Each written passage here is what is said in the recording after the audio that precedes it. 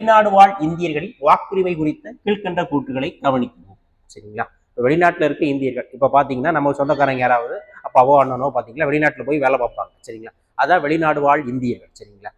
இந்தியர்கள் தான் வேலைக்காக வெளிநாட்டில் போய் இருக்காங்க. அவங்களுக்கு எதன் அடிப்படையில் ஓட்டு கிடைக்கும், கிடைக்காதுங்கிற சொல்றேன்.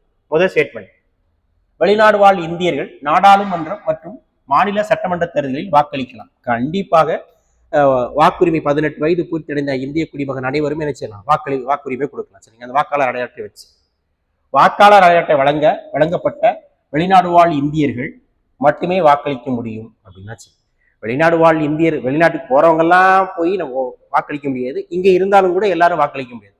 கண்டிப்பாக நம்ம தேர்தல் ஆணையத்தில் பதிவு செய்யப்பட்ட வாக்காளர் அடையாளத்தை வாங்கினா மட்டும்தான் வாக்களிக்க முடியும். சரிங்களா? போகணும்னா அவசியம். சரிங்களா? இப்போ இது தப்பு. மூணாவது, வாக்குச்சாவடியில் அசல் கடவுச்சீட்டினை காண்பிக்க வேண்டும். சரிங்களா? அவன் கண்டிப்பா என்ன செய்யணும், வெளிநாடு வாழ் இந்தியராக இருந்தா என்ன செய்யணும், அந்த பாஸ்போர்ட்டை காமிக்க வேண்டும். சரிங்களா? வெளிநாடு வாழ் இந்தியர்கள் தபால் மூலம் வாக்களிக்க முடியும். சரிங்களா? தபால் மூலம் வாக்களிக்க முடியும். அப்ப இதுல எதெல்லாம் என்ன ஆன்சர் பாத்தீங்கன்னா, நம்ம எதெல்லாம் தவறு அப்படின்னா 2, 4 தவறு, 1, 3 சரி. சரிங்களா?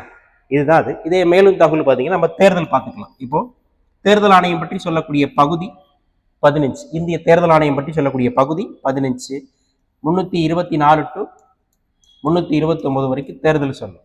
இப்போ தேர்தல் ஆணைய தலைமையிடம் எங்க இருக்கு பார்த்தீங்கன்னா புதுடெல்லி இருக்கு. சரிங்களா? தமிழ்நாடு மாநில தலைமை தேர்தல் அதிகாரி சார்பாக நம்ம மக்களவை மற்றும் மாநில சட்டப்பேரவை தேர்தல் நடத்தப்படுகிறது. இது போன்ற மேலும் தகவலுக்கு நம்ம சிற்பி அகாடமியுடைய யூடியூப் சேனலை சப்ஸ்கிரைப் பண்ணிக்கோங்க. பக்கத்தில் இருக்க பெல் பட்டனை கிளிக் பண்ணிக்கோங்க. நன்றி, வணக்கம்.